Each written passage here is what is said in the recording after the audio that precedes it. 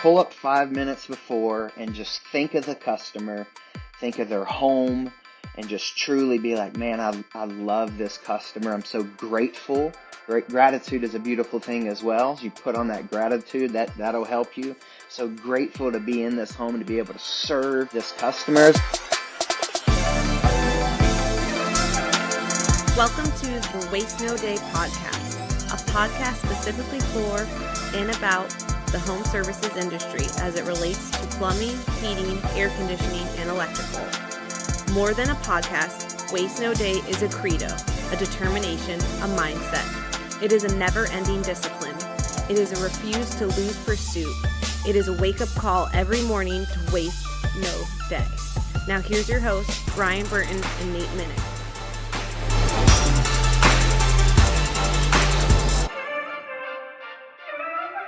Hey, welcome to another episode of the Waste No Day podcast.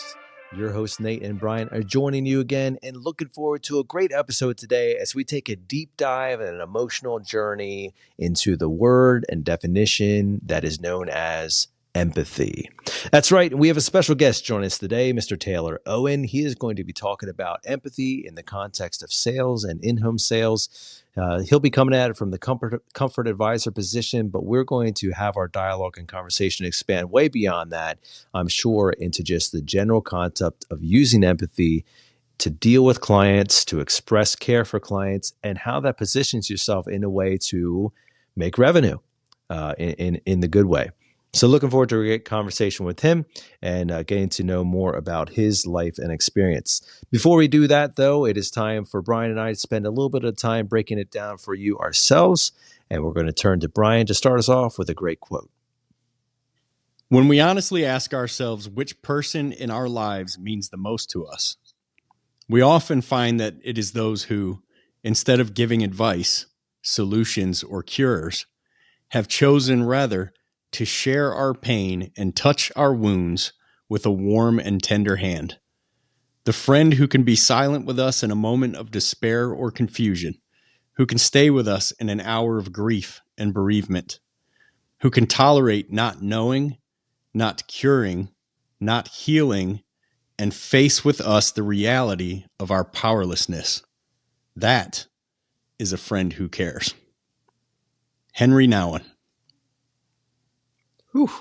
All right, Brian, you're going to start us off deep there, and that seems appropriate for today's subject. So thank you for doing that. And we're going to stay that way too, because, man, I got to spend a few days with Taylor up in Pine Top and met him up there, had some good conversations, and then it was funny. Just hanging out with him. I don't know, probably a couple hours before he found out that I was one of the hosts of the Waste No Day podcast.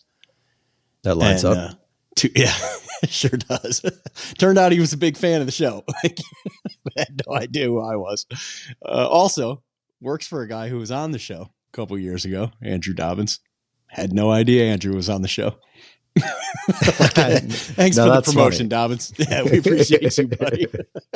I mean, I understand your feelings there, Brian. You know, I was at the grocery store the other day, and the checkout lady, you know, she looked me in the eyes, and never once did she ask, am I that famous podcast host? Never once. Yeah. Unbelievable. Ridiculous. Yes, yeah. it is. I would have stormed out, gone to the grocery store down the road. I did. I took my dozen eggs and I stomped out of there. Like, get out of here. I'm not coming back here again.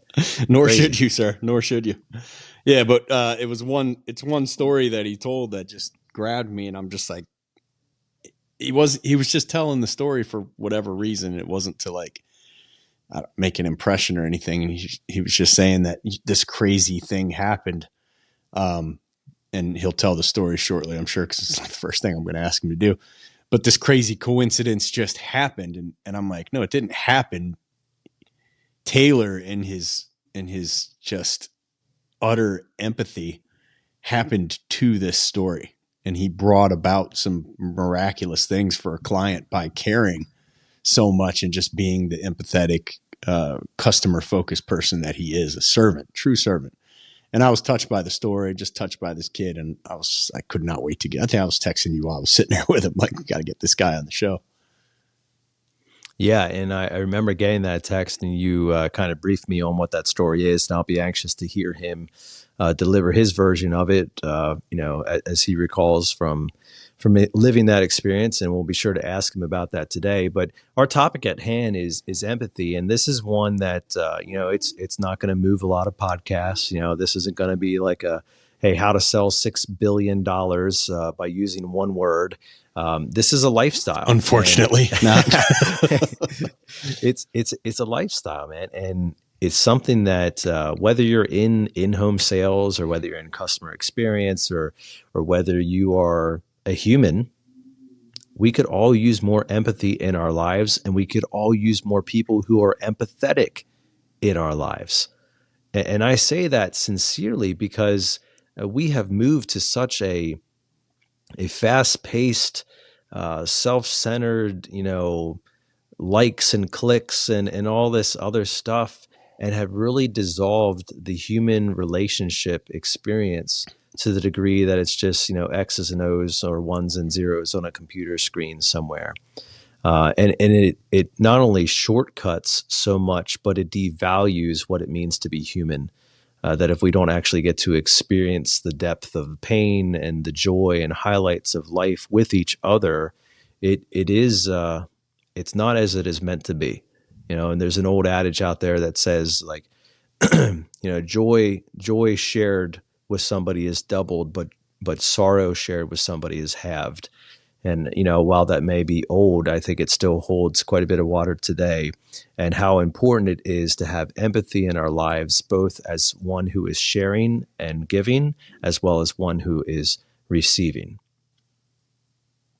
Looking forward to having more about that conversation here with Taylor in a minute, but it's now time for us to turn to Brian for that special time of the week when we highlight one of you great listeners out there in podcast land. Brian, who do we have on today? Bear with me. This is going to be a long one. Awesome podcast. 5 stars. Great podcast for the trades. Homex Plumbing. Like all of them? Like the entire company, Homex Plumbing? I would say so. Yeah, 1 letter each.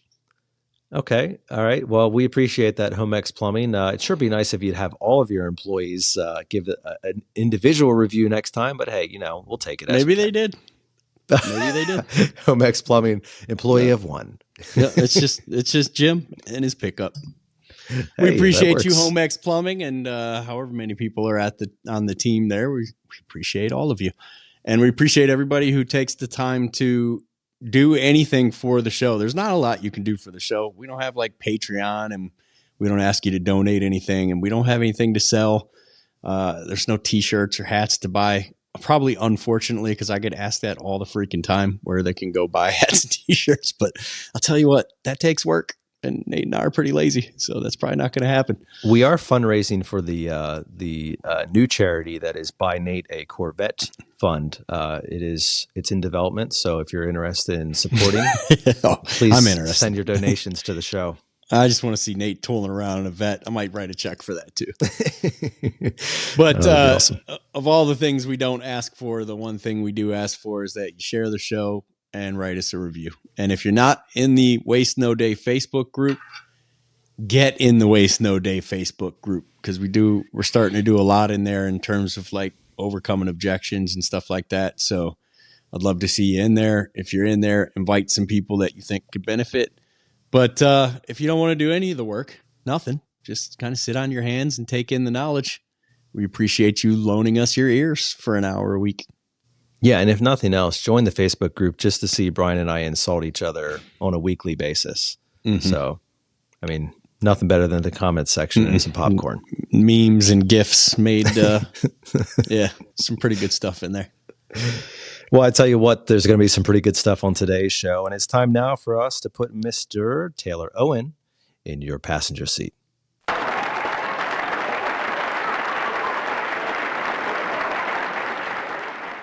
Our guest today is Taylor Owen. He's originally from Nashville, Tennessee. He started in HVAC in 2016 in Tucson and started off as an owner's assistant He was there for a year with Andrew Dobbins, who is also a former guest on the podcast, doing all the grunt work as well as learning sales and HVAC, both of which was new to him. Over the course of the years and developing his skill set, he did $1 million in revenue during his first year of sales and grew that to $3.5 million revenue as his top year. He is one who serves with love and compassion. He is a servant at heart and definitely demonstrates empathy. And we're looking forward to talking about that with him. Welcome to the show, Taylor. Hey, how's it going, Nate? Pleasure to be good. here. Yeah, man. Super awesome. Appreciate the Pleasure to invite. see you again, my friend. Taylor Brother. and I, by happenstance, got to hang out at our mutual friend and Taylor's boss, Andrew Dobbins. What do you call it? Vacation home up in Pine Top. Yeah, you can say that. That was a fun weekend, and it got more fun when I don't even know if you know what happened when we left. He does because I remember listening to it, and he got stuck in a snowstorm in Phoenix, right. and I was like, "Oh Yes. yeah, I knew Brian." That was that fateful day where somehow Brian managed to both live in the desert and get stuck in a snowstorm. Yeah, Taylor listened to the episode like I was with him. Yeah, I was like, "I'll vouch for him." Yeah, Andrew was like, I don't know, man, you guys might want to just wait this one out. And I'm like, no, we gotta head out. We gotta get down the mountain. Cause he's like, it's an hour and a half and no matter what storms come, they're gone. Like you're in the desert. Right. So I'm like, all right, we're rolling. Well, we left super late because my two youngest were sick. And man, we got out and I got a 4-wheel drive Highlander. Like please, you call this snow? Are you guys kidding me out here in Arizona? No big deal whatsoever. The problem is, all of the other Arizona drivers who were in rear-wheel drive sedans did not know how to drive in snow. And like we're just looking up this hill on whatever street and cars are just sliding backwards and they just closed. They're just like, we're done. Everybody go home. Find somewhere to go. And we couldn't go anywhere. Like we're just stuck on the road. So we just pulled into a Best Western, I think it was, and called it a night, man. And I got sick and it was a train wreck. You made it home though, didn't you, Taylor? You made it home. No, actually, I didn't because I was one of those drivers. Taylor, I don't think you understand. You're not understanding the conversation here. You made it home. I made it. I made it home in a Miata. Actually, the Miata. Yeah. Amazing. You threw those 4 tires on your back and just hiked down. That's what you did. That is correct. We need some Jesse Cloud up in here to talk to Brian about accountability because that's absolute nonsense that he had to find a Best Western in the middle of an Arizona snowstorm. Yeah, just listen to that statement. Best Arizona was probably snowstorm. A stretch too. I would call this one a Western. The gym was under construction and the restaurant inside was closed. So there was no food and you couldn't they were under some kind of state of emergency. You couldn't even go get grub and it was not fun. It was not fun. Well, enough of that story. Meanwhile, there, it was 68 degrees and sunny at my house 3 hours away. So I'd much rather be home. Yeah. That's the crazy thing. That is the crazy thing. Well, Taylor, we're looking forward to a great conversation with you today. And as always, if you're a fan of the show and you listen, you understand that we like to introduce our guests or have them introduce themselves. So why don't you give us your background? How'd you get into the trades? What's your journey been like and what are you doing now? Yeah, man, it's actually a kind of a crazy story. So I was doing ministry work in New Orleans, about to go to New Orleans Baptist Theological Seminary. Literally on the campus, did the Sally Mae. I'm ready to go. I'm going to take this ministry path. And then I heard about my boss, Andrew Dobbins. His wife runs it's an assembly program that basically we travel the nation, go into schools. We give the kids a message of hope by using our real life testimonies, but portrayed through the arts in a really awesome assembly with $100,000 worth of sound and lighting. And then after that, I ended up here in Arizona in Tucson, which is where the home base was. And I kid you not, I was like, I am never moving here. It is way too hot. Because it was summertime. It was after school, right? And so it's just miserably hot. And just to be real with you, I prayed and I opened my word and I asked God to lead me. And I kid you not, he leads me to Hosea chapter 2, where it's called rebuke and rebuild. So he starts off rebuking, and I'm like, Lord, I know, man, I know, but I've turned my ways. But then all of a sudden it flips to rebuild. The first verse in the rebuild says, then I will lead you into the desert and I will speak tenderly to you, start rebuilding and then it just started going. I was like, So it kind of Lord, took that what are the literally chances? with Arizona, like leading you No into the joke. desert. No joke. And I was like, all right, Lord. So then I go to Andrew, my boss from Intelligent Design. I say, hey, man, and he's a godly man as well. Like, I feel like I'm being led to stay here. Do you have work for me? And I thought I'd be doing install work because I have no experience in any of this. And he looked at me very strangely and said, no, man. He goes, I mean, if you want to, you can, but I'd like for you to be in sales. And so that's where my journey started. I was his assistant for a little over a year. And I know he was on the podcast before. This man is, I mean, if you can be under anyone, I'm just blessed to have been under this man. He taught me everything HVAC and everything sales that I knew. After that, I jump into the process. Jump in there, I sold my first deal, and it went on from there.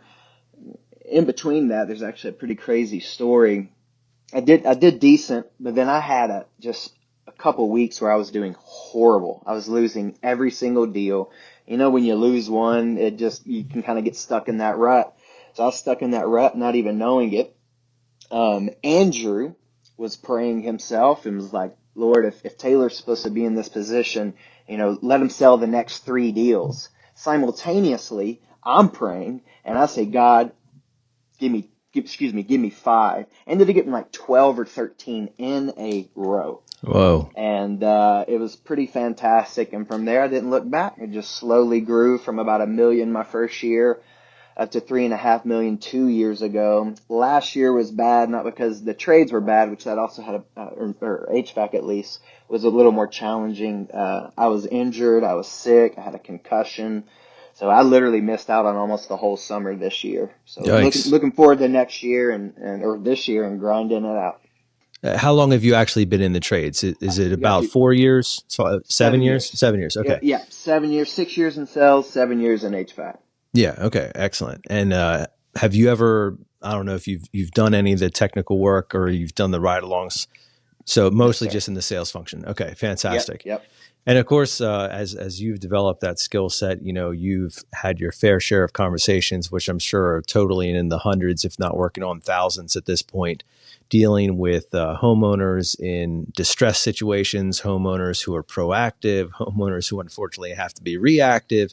And there's so much that is dynamic about that conversation. And so we're looking forward to having a good conversation with you today about the dynamic of sales in general, whether it's about HVAC or literally any other product that you're talking about, and how you're positioning yourself, empathizing with their scenario, right? Mm. So I want to start there. And Taylor, if you'd be kind enough for us to describe or define, if you will, empathy.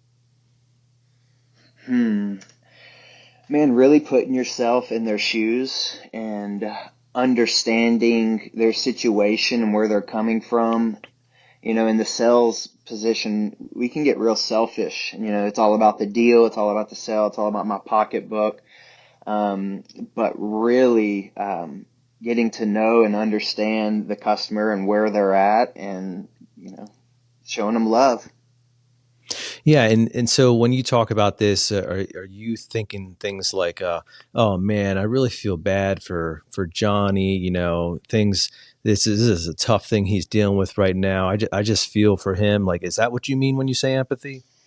No, not necessarily, because I kind of go into it, look, you need an air conditioner, so we got to figure something out, right? So yes, it sucks, but we got to figure out how to get you this air conditioner, or whatever it may be, the easiest and simple and smooth way as possible. So no, it's not like that. It's more like, man, I feel bad for this guy. I understand the situation, but I'm here to help him. So I want to be the helper. I want to help you get what you want. Yeah. Did I explain that? I don't know if I did that too well there. Yeah, I think sometimes we get confused with empathy and sympathy, right? And there's definitely a defining line there. In doing a little bit of research on that myself, sympathy is like the detachment disorder piece where, oh yeah, like you read in the paper that 3 people died in a car accident. You're like, wow, that really sucks. Like that's, that must be very difficult for those families. And then you like kind of move on with your day and like you segment that out into a completely different box. Yes, you feel bad about it existing, but it doesn't necessarily emotionally affect you. Whereas empathy, you're actually positioning yourself in the shoes of those parents, in the shoes of those children, in the shoes of those friends and family, and like you're trying to actually relate to all the things that they are ongoing. And this isn't to position yourself in this light where you're like, hey, I had a friend die once too, and that was really difficult, because that can really come off as callous and cold, because your situation, your experience is not necessarily theirs. Now, you might be able to relate to it in different ways, and I'm sure we can touch on that as we get into the conversation. But empathy is the removal of my selfish, my prideful feelings and thinking that I know how you are feeling. And it's me giving up my ways to attempt to understand your ways, your thought process, your emotions, your feelings, the impact of everything that is going on in your life. And then to take it to the next level is my ability to cater and curate my response to their feelings based upon my new understanding of their position. So that's a fairly in-depth way of explaining, as I would see it, empathy. But I mean, that's really what we're talking about. Yeah. Yeah, absolutely. That's my southern education there, given I call the TO version there. But yeah, that's exactly right, man. That is very well said. So and really, as if you're a listener out there listening to this conversation is going to be far more than just about a comfort advisor in a home selling an HVAC system. Here. Empathy is going to be a unilateral approach no matter what you are doing. I don't care if you're talking about garage doors. I don't care if you're talking about open heart surgery. I don't care if you're talking about a leaking pipe in the basement, right? In our world, it's empathy. An argument with your spouse, your kid has bad grades, your son didn't take the trash out, like whatever it is. If we decide I'm going to pluck these eyes out and I'm going to switch them to the other side of the conversation and see through his or her brain and understand why this happened and understand why he or she is coming at me like this, it's going to change the conversation. Yeah, man. It's just on that. It's so much easier to do it with a customer than it is in your own home. Oh yeah. Yep. Yeah, buddy.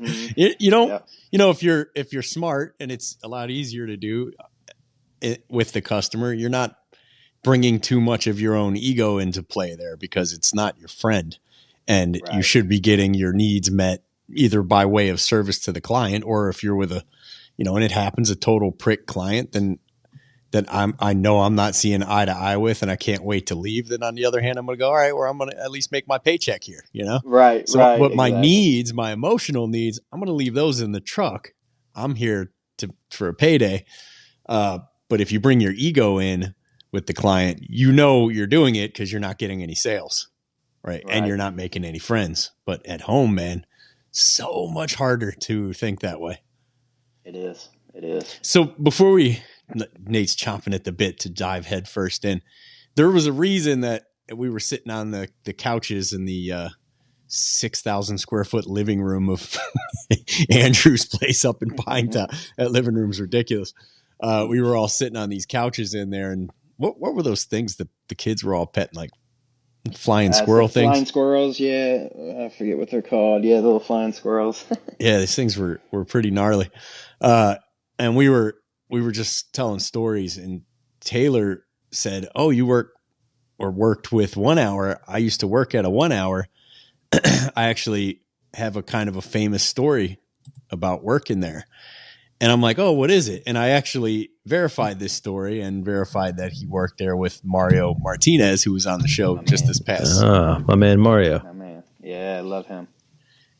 Just this past summer, he was on, and it was a great, very, very heavily downloaded episode. And And yeah, as soon as I just sent him a pic of me and Taylor saying what's up, and he was like, "Oh man, that dude is freaking awesome, bro. You're so lucky to hang out with him." But yeah, so you telling me the story, I immediately just stopped and was like, "Dude, we got to get you on Waste No Day," and off we went from there. So I was wondering if you might start with that story, because it's such a story of, to me, empathy, where he gets this news about the client and it would be very easy to pack up and say, I got to get out of here because this isn't going anywhere, versus what he actually does, which I'll let you tell the story, but it really is a playbook of dealing with people with empathy. And it turns out it paid dividends in the end. Go ahead, buddy. Yeah, man. It was pretty fantastic. So, part of that story I didn't mention to you guys, I went to Florida for about 4 months. I'll just say happy wife, happy life. But we ended up coming back, and in those 4 months, we were living in Tampa, and that's where I worked for the 1 hour. But yeah, so I was running all these calls. I walk into this home. It was a normal home, and I meet a normal guy, and I'm going through just a normal old process. But then just through asking him questions, you could tell that he was super, super heavy. And, this situation, a lot of people are heavy when you walk in, because they got to spend all this money that they don't have. And so you always have that. But then I started noticing even more. We run his credit. His credit's done. He doesn't have any credit. I'm calling my manager, asking, hey, man, what's the best that we can do for this guy? This is when he starts, spilling everything out. He tells me that it's just him and his son in the house. His wife had just left him for some guy that just got out of prison, and literally just left a day or two before this situation. And in between that time, she had ruined his credit, supposedly. And so I'm sitting there again, feeling super bad for this guy. I meet the little guy, and end up saying, "Man, there's really nothing I can do, but do you mind if I pray for you?" And he kind of looks at me strange, obviously, and so he said, "Yeah." I ended up praying for the guy, and just praying that everything would work out. Well, I ended up leaving that call, feeling, sad for the guy. There's nothing I could do. So just went to the next one, start talking to people, end up going through this process with this guy and showing him the price. And the guy's like, man, how do people afford this? And I go, yeah, it's actually really rough. Even earlier today, I had a customer who couldn't get approved. And so there's nothing he can do. And guy felt bad. Guy ends up buying the system from me. I go back home. I get a phone call from the customer, and he says, "Hey, that guy that you were talking about over here, I want to buy him an air conditioning system." I was like, "What?" He's like, "Yeah, I want to buy him an AC." He's like, "Not a super nice one like I got, but I want to make sure that he's taken care of." And so I don't even know how to deal with this. Can this even happen? Like, what's going on? So I call my manager, and he does the same thing. He's like, no, we can't let him do that. We can't let him do that. Well, end up going through. He ended up buying the system for the guy, or said he was. And so I ended up calling him the next morning. I said, "Hey, man, how are you doing?" He's like, "Man, I'm the best I can. I'm here. I got my TV. I got my couches. I'm trying to sell all of this so I can get this air conditioning system." And I'm like, man, again, feeling it again. I asked him, "Hey, man, do you believe in the power of prayer?"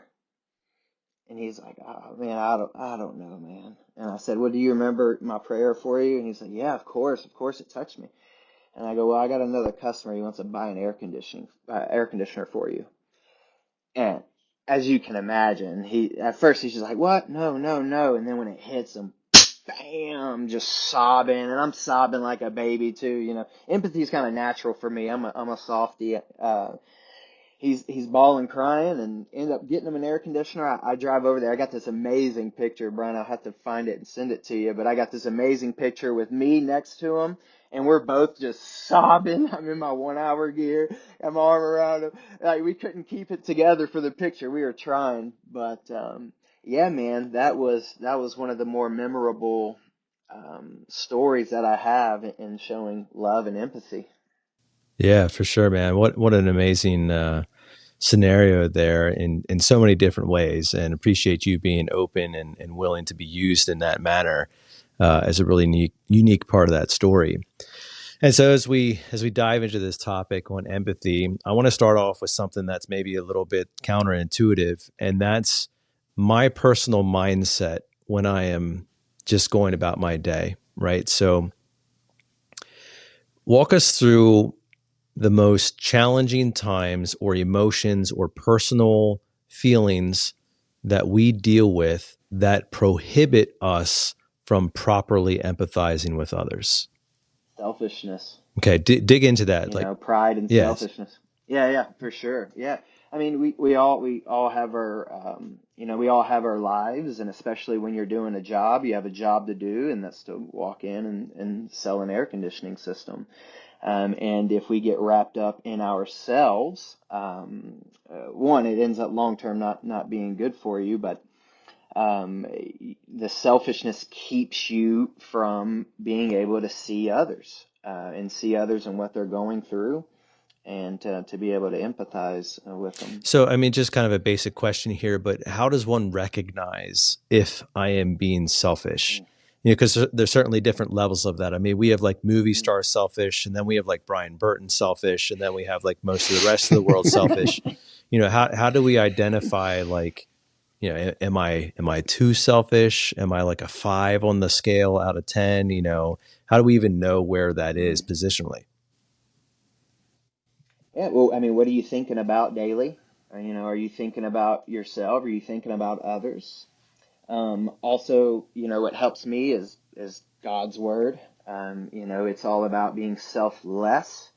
And so just having that mindset for me, it really helps me just being a believer and knowing that my life isn't about me. And I would say if you were to look at where your money is going, if you were to look at where your time, your calendar is going, that will tell you if you're being selfish or Hmm. not, for sure. Okay.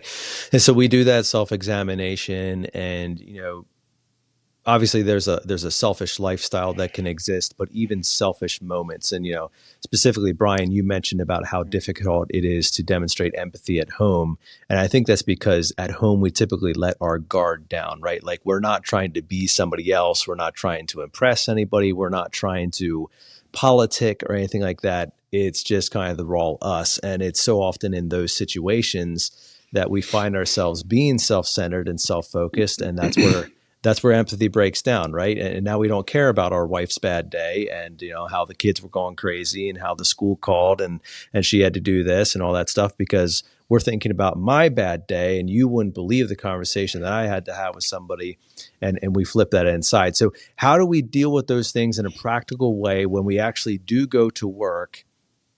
Do we have to practice this compartmentalization where, like, hey, for the next hour and a half, I just have to set aside all emotion about me so that I can focus on the person in front of me? Is there some type of magical trick that you've developed to be able to just alleviate all these wrong or self-centered emotions that are plaguing us, or is there something that you do to navigate through all that in real time so that you can be focused on the client? Yeah, great question. When I first got into sales, I listened to Zig Ziglar, and he told me the Norwegian word for salesman is Mm. servant. And I'm blessed to just have a servant's heart. So it's not really like something I have to switch or tell myself. It's just a lifestyle, as well as, again, just natural. I think I was just born with it. But before I walk into a customer's house, I am telling myself, I love this customer. I love this customer. I even say their name. And then before I walk in, I repeat several times. I got this part of it from Gene Slade, but everyone loves me, everyone trusts me, and everyone buys Hmm. from me. And so I think between all of those, that's preparing my heart to go in here and serve. But yeah, I don't have like a switch where I flip or I do things. It's just, man, I love people. I want to help people, and I just so happen to be in air conditioning. Yeah. So, I mean, You said that you're kind of naturally servant oriented, from a personality standpoint, or just your natural bent, right? Not all of us are gifted with that particular set of skills from a natural standpoint. Is empathy something that you can train or develop? And if so, how do we do that? Because, some people's definition of empathy is, yeah, life sucks, get on, pull up your pants and get moving. Like, that's empathetic to them. Oh, wow. I really felt sincerely concerned about your feelings as I told you to get out of my way because you're in the road, right?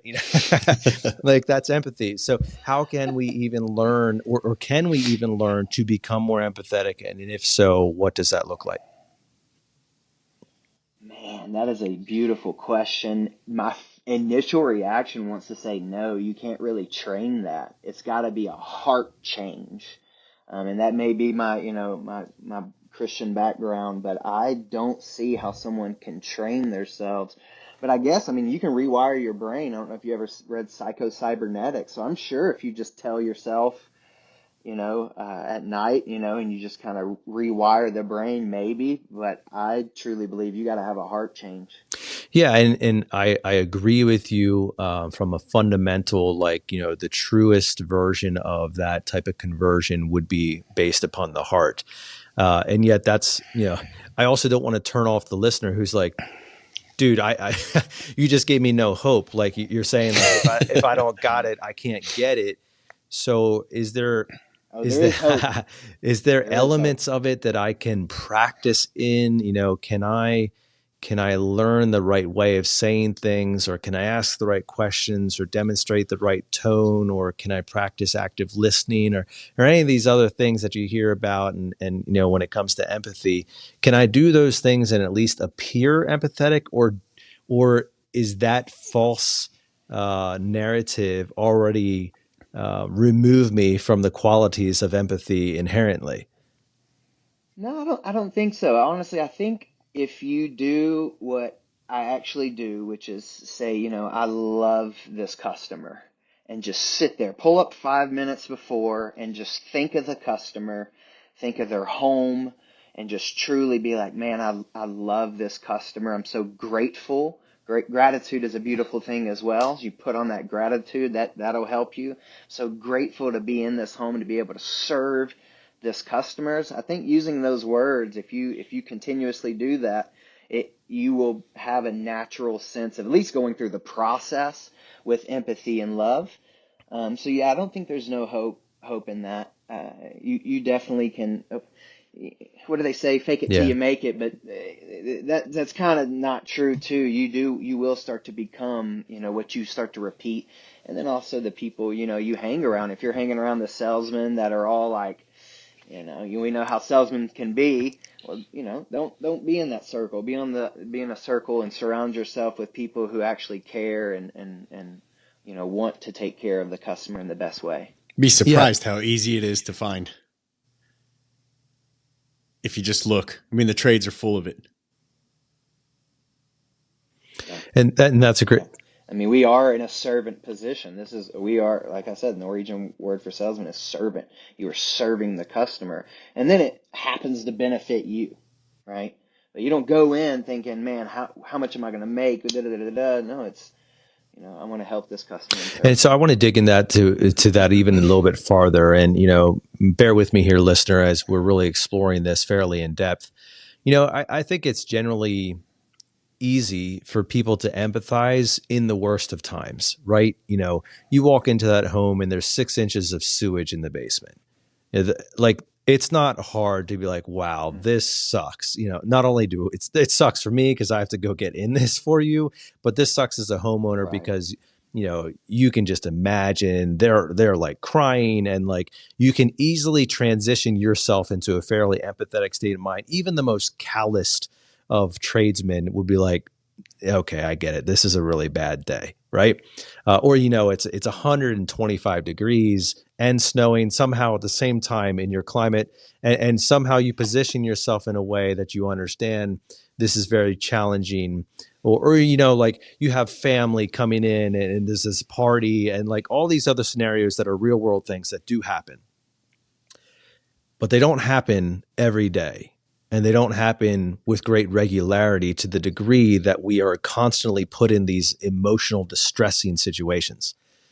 So how do we practice empathy when the natural promptings, like the heart tugging, tear jerking, emotional stories are blatantly in front of our face and our ears, and yet we still need to somehow demonstrate empathy to that client who, just woke up today and wasn't necessarily expecting to have to deal with that, whatever this maybe minor inconvenience is. How do we do that? Yeah, I mean, if you understand that 98% of all Americans don't even have $1,000 in their bank account, and just understanding that, there's empathy there. Most people can't afford what you are trying to sell them. And so automatically that's going to cause stress and those things. So just knowing that most people can afford what I'm offering, and so you have to be sympathetic no matter. Yeah, if I walk into a medium-sized home or a trailer home, whatever, I know that they're not. Most people don't have this money to spend on this air conditioning system, so I'm already in empathy just understanding that. Yeah. And as we're like kind of digging into that, and maybe this is complicating it beyond what it's intended to be, but are there buckets of empathy that we kind of can focus on? For example, like, is there a familial context? Is there a financial context? Is there a situational context? Is there a calendar context? And like, do you find yourselves generally ending up in one of these buckets when it comes to empathy? And like, there's a family situation that's really difficult, or there's a financial situation that's really stressing, or there's an event that's coming up on their calendar that's really going to make today's situation even harder. Like, do you find yourselves kind of ending up in the same places, or is this so dynamic that you're never quite sure where it goes? I mean, it's pretty dynamic, but it also, I mean, once you've been doing it long enough, it all kind of seems similar. But yeah, it could be any of those. So yeah, I find myself in all of them. And again, being just naturally empathetic to people, I will gravitate towards those things just because, again, the servant heart and wanting to take care of them. Yeah, and part of that, Taylor, as we're looking at this, is where are these promptings coming from, right? Are you the type of like Sherlock Holmes who's asking these super inquisitive questions, and like, you're very diabolical and asking a question, and you entrap the witness in something that they weren't even expecting to like to divulge to you, and all this secret information?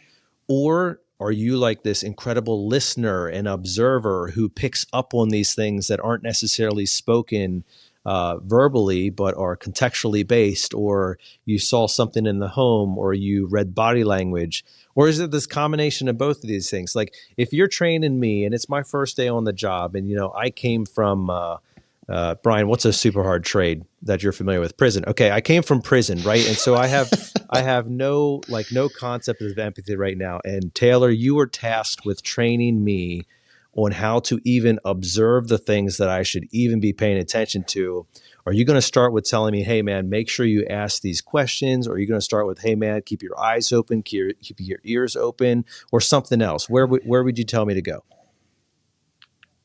Yeah, I'm actually horrible at observing. That's something that I have to train myself in. It's usually through conversation. One of the first things I want to do is sit down and I want to get to know the customer. And they won't come out with stuff immediately, obviously. Yeah, some do. I've literally walked in a home and within a couple minutes I had her crying on my shoulder. So that does happen too. But yeah, it's usually through conversation. You just asking your basic questions that not to not to be a therapist, but I'm trying to figure out how to close this deal. I mean, that's how why I'm asking the questions. But then throughout those questions, they start throwing these little balloons, right? And then I'll pick up on those, and at some point in the process, it can come out, and that's kind of where it So how do you happens. even know what strings to tug at, right? I mean, to quote the great Weezer, hold on to this string as I walk away, like, and my sweater will unravel. Like, how do you know which string to pull upon And like, how do you know where your boundaries are? Because, for some people, like they'll just keep asking questions and they'll wind up like making the client feel even more uncomfortable because it's like, dude, like, Right. read the room, man. Right. I'm not looking forward to talking to about this. While other people, like, they just need that listening ear, and all you have to do is say, like, hey, tell me more about that, and like they'll just go. So how do I even know like where to focus my attention? Because I mean, humans are dynamic, and there's 1,000 things going on at the same time, and what things are relevant or irrelevant to the conversation at hand, which is your HVAC, plumbing, electrical system. It depends on how much you're comfortable in going into those questions, or to those conversations. I'll tell you, the questions are just, again, HVAC questions. How long are you living in the home? Well, my daughter just died, and so we're trying to sell the home. Well, hello, there's something right there. So it's not necessarily through interrogation. It's just asking the simple questions. And for me, I'm open to anything. If they bring it up to me, I mean, that tells me that they're open to it. And if they're open, again, my obviously my job is to sell an air conditioning system, but in that moment, I'll shut everything off and go straight to that. Because in my opinion, if I don't sell an air conditioner, that's cool, a few $1,000s off of my paycheck. But if I change this person's life, by showing them just massive empathy in this moment from a stranger, that affects people. When people aren't selfish, because the world, unfortunately, majority of us are selfish, and me too. Obviously, I have moments where I'm selfish, but when a complete stranger shuts everything down and gives you that ear, I think that allows people to be more open. And again, I'm comfortable with going to any conversation. So I think you mentioned something there that's rather profound, Taylor, and that is the you have shifted the focus away from the sale as the primary objective and towards the client and solving their concern, making their day better, fixing their problem, whatever it is, as the actual primary objective. The HVAC unit, the plumbing system, the electrical wiring, that is simply a vehicle that you drive between current situation and final situation. And so when you put that focus on the client, like, inherently you have removed your selfish nature, which is, I got to get this sale, from the conversation. You've removed your politicking of, how can I strategically get them to say yes to this thing? And you've just focused on them. I mean, how stupidly simple, but incredibly difficult is it to do that? Yeah, yeah. I mean, for most people, I'm sure it would be. I'm blessed to have a boss that allows me to go in that direction with customers. If I call him and say, "Hey, man, I didn't get the deal, but I got to pray for this guy," he'd be like, "Yeah, man, what happened? Tell me about it." Where most people are like, "Dude, I don't give a damn if you, did you get the sale?" So I'm blessed to be able to have a boss that would love all of his project managers to do Right. that. So, I mean, is there a weak side to empathy? Right. I mean, people talk about, getting pushed around, or the general stereotypical empathy or empath is soft. You mentioned that you're kind of a softie. You're tenderhearted, you're emotional. You're quick to cry, and all these things. Is this? Oh, I didn't say all of that. No, Yeah. Oh, yeah. No, that I'm was just me. kidding. I said that. All of it was true. All of it was true. So is there a weak side to empathy that we need to guard against, or is that actually something that we need to embrace? How do you draw the line on that? Man, yeah, and you painted it beautifully. The sympathy and empathy in the beginning, you can easily bleed into one another. I would say it depends on what your goal is, right? I can definitely tell you that I am empathetic, but I also, in my opinion, I know what's best for this customer, and so I'll also give that push. So yeah, I think if you're super empathetic and you leave without even trying to get them what they want, I think that's wrong, because I know what they want. I know we're the best for that situation. Yeah, the weak, You, quote unquote, the weaker side of that empathy, where people go too far, is they get so comfortable in the other person's shoes that they have an utter inability to ruffle feathers or stand somebody up or call somebody on their BS, which yep, exists. Whether, no matter how much you like a person, yep, there will be a time when you're going to have to stand them up and maybe call them out on something that's not real, or that is somewhat of an excuse. And the reason that I was so excited to get Taylor on, and despite the fact that he's everything he said he is I could also see that Taylor's a man, and Taylor is not going to have a problem calling somebody out and standing somebody up, and probably even saying something right. like what is that even supposed to mean, sir? Like, what are we talking about here? Because you're not going to. I mean, Yeah, $3.5 million in a year. That's $300,000 a month. You're not closing $300,000 a month by being weak. That ain't happening. right, That is a right. lot of revenue. Yeah, yeah, I agree. I usually do that just for a little sales thing here. I usually do that in a confused way. I'd be like, "What, sir? What you said?" And then, so very softly being able to call out the BS is also a good little trick to have in your pocket. So another You add pressure without adding yeah. pressure.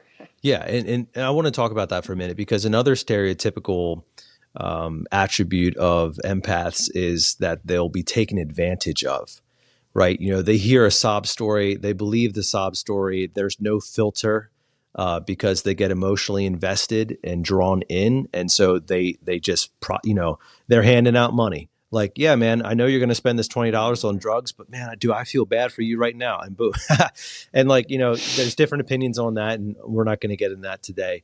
But I do want to talk about how you guard yourself against being taken advantage of, because there are people out there who will see that you're empathizing with them, and they'll go deeper and deeper and deeper, and they'll try to get you drug into their mess to such a degree that now they're trying to sell you, and like, oh man, I can't afford this, and like, can you give me a discount, and like, my dog left me, my wife left me, they repoed my car, I'm singing a country song, and like, here we go. How do you guard yourself against the manipulators? And to be honest, I'm sure I've been fooled several times, but usually you can see it, you can feel it, and I have given discounts to make people feel better, but man, that's a hard question there, Nate. I'm really not sure. It I think it comes with it. I mean, if you're going to show empathy to people, you're going to have some manipulators and some not. Some are going to be great and some aren't going to be as good at manipulating.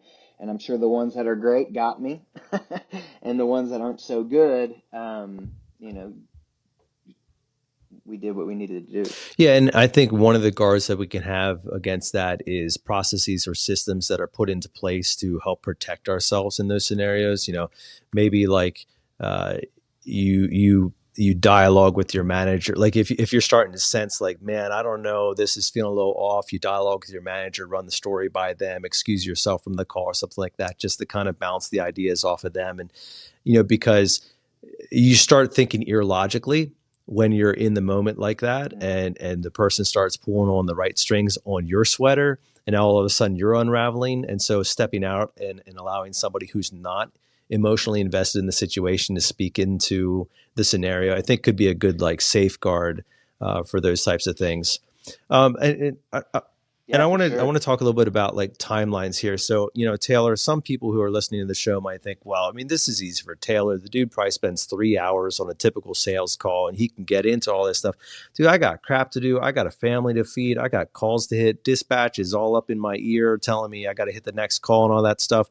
Does Andrew give you just like carte blanche control of your schedule that you can just spend 8 hours with anybody and hear their life story?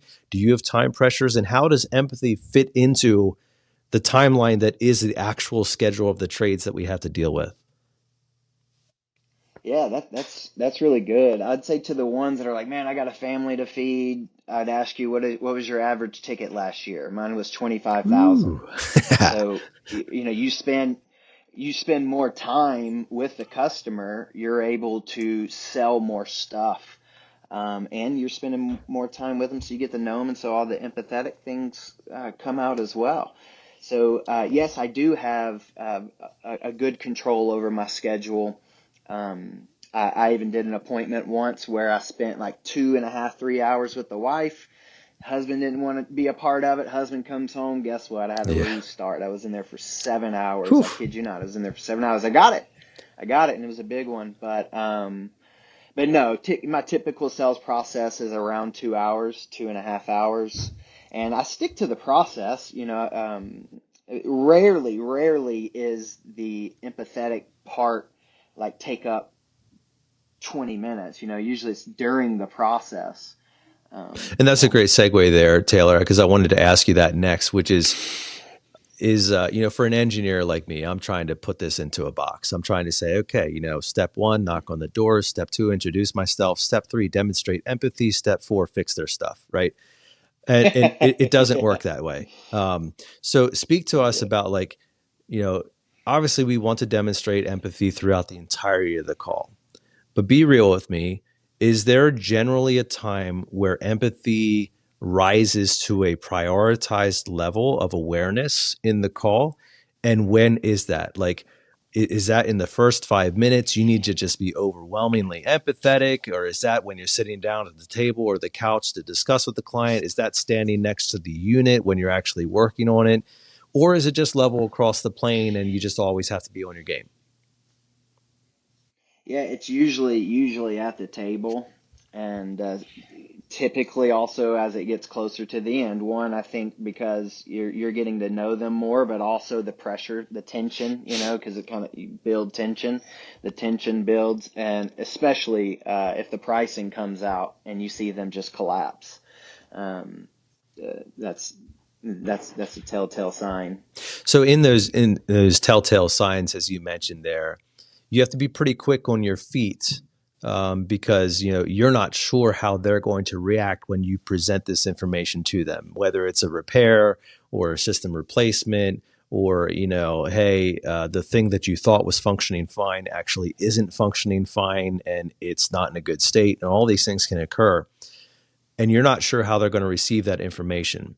So, how do you properly position yourself to be prepared for a dozen different possible outcomes that the homeowner is going to feedback to you when you share your information? Like, are you on your guard? Is there a specific way that you're delivering the information? If it's really bad news, do you use a certain phrase? If it's sort of good news, do you use like a baby negative followed by like some positive stuff before you drop the hammer? How do you like prepare yourself for that conversation, which can go a number of different ways? Because that's where I think a lot of technicians get nervous. Throughout in my process, I have a part, especially before we get to pricing. Sometimes before I explain to them that what's happened over the past few years. I talk about the systems are bigger, so it needs more trucks, it needs more gas, how the government made them redo everything. And so I'm already kind of telling the customer this is going to be a lot, and it's probably going to be more than what you expect. So I do prepare them in that for that price, and I also repeatedly say, everybody's going through this. Everyone. I'm almost in a position where I'm kind of like, man, I hate even showing you these prices because they're so expensive, kind of thing. That's kind of like where my head's at before. So empathizing, man, that's just the perfect word for it. So yeah, setting them up to let them know prices have went up tremendously, and everybody's going through this, and it's terrible what's happened. And depending on the customer, I'll blame the government a whole lot on that too. And so I think what you're talking about there, Taylor, is, at least in my mind, I'm hearing you explain a scenario where the homeowner is prepared to engage in a conversation that's going to be frustrating from the start, right? My unit's broken. The technician was out here. He told me I need to get a new one, or that it's going to be super expensive to fix it. Right. So I need to look at my options. What about if you're running a sales call where there isn't a significant amount of pain, right? So maybe they're just a research guy and they're exploring their options so that they know what they should be saving for in the next 5 years, and they can be fiscally responsible to make sure that they are prepared to have that money in advance of a problem occurring. Or maybe the technician just said, "Hey, there's new refrigerants and new environmental EPA regulations and things like that and all that," and they're like, "Oh, I don't know. I would like to learn more about this because maybe I'm more oriented towards being on the latest trends of things," right? So more of the pleasure or the research oriented buyer who isn't necessarily experiencing significant pain right now. Is that a difficult place to empathize with, because empathy is generally a tool that's associated with pain, or can we also empathize with pleasure? Man, that's another good question. I see why you're good at this. I try to, what I call, expand the gap. So I try to find the pain, and if I can't find the pain, I'll paint the pain. So, I'm not a technician, but just going in there and asking, "Hey, Mr. Customer, I noticed this. Do you see this? Oh, yeah. Well, do you know what happens when this continues?" And try to pull the pain out, even if it's not happening to you now, next year. I mean, this thing could crap out on you in the middle of summer. Have you ever had to replace an air conditioner in the middle of the summer? Have you been in a home in the summer in Arizona where you don't have AC? Oh man, I can tell you it's the worst thing ever. I have customers that do this every year. I'm talking to them just like I'm talking to you. And then the next year comes, they're paying twice as much, and they're in the middle of the summer. They got to buy a hotel.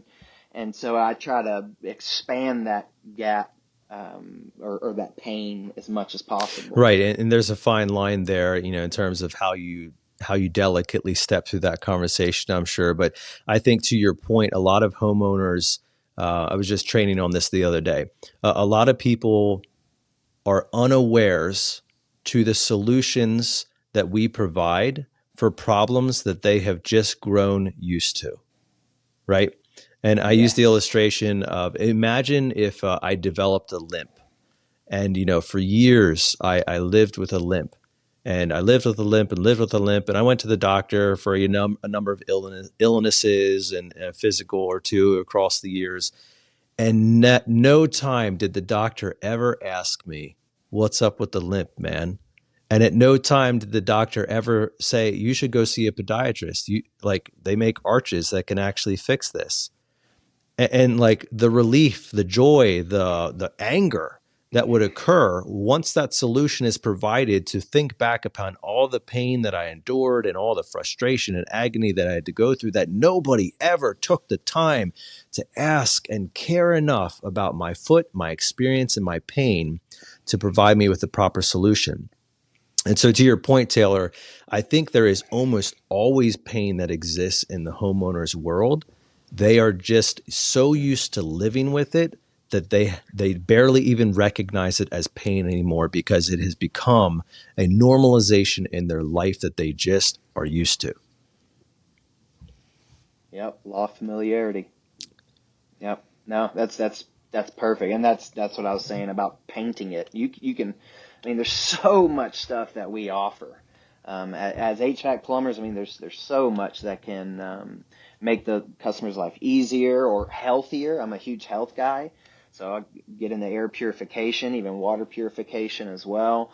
So I think a lot of customers are quite literally killing themselves by not knowing the options that are available with the water, right? If you understand how much chlorine and how much crap is in our water, you should be selling water purification on every single home. Water is disgusting across This the is an nation. HVAC People tech, are ladies and drinking gentlemen. it, An HVAC tech is outselling you plumbers right now. You should be ashamed, disgraced, hang your head. Just go be an electrician. They would, Brian, but they can't count that high, so that won't work. Oh man, no comment. They're also too clean. So Yeah, but I agree. I agree with you, Nate. Every customer, whether they know it or not, there is Yeah. pain. I mean, we don't live in my home's not perfect. You know, there's always something, whether it be health, financial. There's always little buttons to push. You just got to ask the right Yeah. questions. And again, that comes with empathizing, right? You want to just talk to this guy, figure out his life, and those things will start coming out, and you just press it as much as possible. Well, Taylor, this has been a fantastic conversation, and obviously empathy is something that we all need to be improving upon. And I think you did great merit to proving as to why that is valuable in the home, not only from a relationship aspect with the client and the customer experience and their likability of you as the technician, of your company, of all the things that matter when it comes to the social presence and the reputation management, all those things that help us drive more business in the future. But I think you've also done a good job at justifying the fact that by demonstrating high levels of empathy, the money will follow. And that is really the trick of it, right? And we talked a little bit about that earlier in the program. But if you are focused on the money, they will see the insincerity in your empathetic or sympathetic or pathetic lines of questioning and fake emotions, and they will not buy from you, or they will only buy from you to get rid of you, and then they'll never buy from you again. But if you start with the first thing in mind, which is the client experience, the client solution, the client,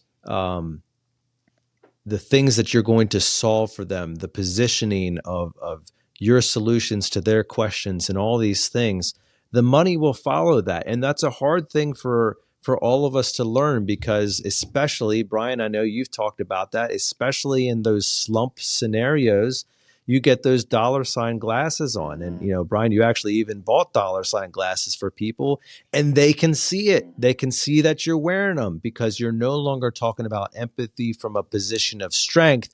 You're talking about sympathy from a position of desperation. That's right. And that makes all the difference in the world. And the homeowners aren't fooled, and you're not fooling anybody else. And you're not going to make up any ground in terms of getting yourself out of that slump. So it's counterintuitive to focus on the client, even in your moments of, boy, I really need a sale. But it is the higher and better and more consistent path to driving the sales that you actually want. Yes, indeed. Completely agree. Well, great stuff today, Taylor. If anybody who's listening has just really appreciated your words, or they're looking to hear or learn more about your experience, or maybe they're even interested in learning more about some of the stories that you have to tell about how you've deployed empathy in your sales process, where's a great place to find you? You can find me, I would say, Instagram's probably the best way to find me, and it's at Saint with 2 T's _ Ocho, OCHO, so Saint 2 T's _ Ocho. You can reach out to me there. Also, if you want to email me, it's just my name, Taylor at iDesignAC.com. And that's the letter I, right? Yes, correct. Just had to clarify that for Brian, because he started looking confused there for a second. I thought it was a little eye emoji. Right? No. And before we depart or anything, I do want to give a huge shout out to Intelligent Design here in Tucson. They are growing tremendously, and this is a call for anyone who wants to be able to go into a home and empathize and love on customers, and that be the number one thing. They're always looking for people like that. So if anyone's out there who's got a kingdom mindset, man, Intelligent Design's your place to go. Really good. And I know Andrew would back up that, and actually just tagged him on Facebook the other day saying we need to get the sequel on. So, Yeah. Brian, we need to get that hooked up and get him back on here, because I know we have people out there who's selling out of their wallets right now, and it's not a good thing. Oh yeah, and he's going to be on fire this year. He's got his mindset on 10 million, and he's going to hit it. Himself. Himself, Like yeah. he's going to go out and sell 10 million himself. You see it in his eyes. He's about to tear some stuff up. So if y'all get him in, you got him in a good spot because he's ready. Well, we're Awesome. ready. We're ready for more of you, Taylor. Appreciate you coming on and sharing with us today. Heck yeah. Yeah, buddy. I heard you're making moves toward Nashville, and you're going to potentially go work with Chris Hoffman, which is going to be awesome for you. Yeah.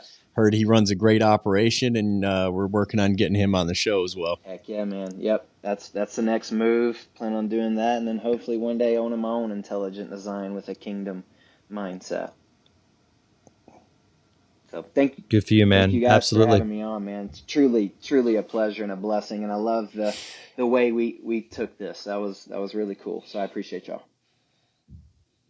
Well, hey, that's a wrap for this podcast. We hope that you enjoyed your time with Taylor and learning more about empathy. It is a deep subject, and it has a lot more depth than even we covered in today's subject, but it is such a rich mine to be pursuing, and something that I would encourage all of us to really be thinking about, especially as, sometimes they've gotten tighter in finances and prices and all of these things. There is no better time than right now to actually, sincerely, truly, devotedly be pursuing the client in front of you more than you're pursuing the dollars that happen to be in their wallet. And so great episode with Taylor today. Make sure you let him know that you appreciate it. Make sure that you let us know that you appreciated us having him on. And we'd sure love to hear your feedback on that.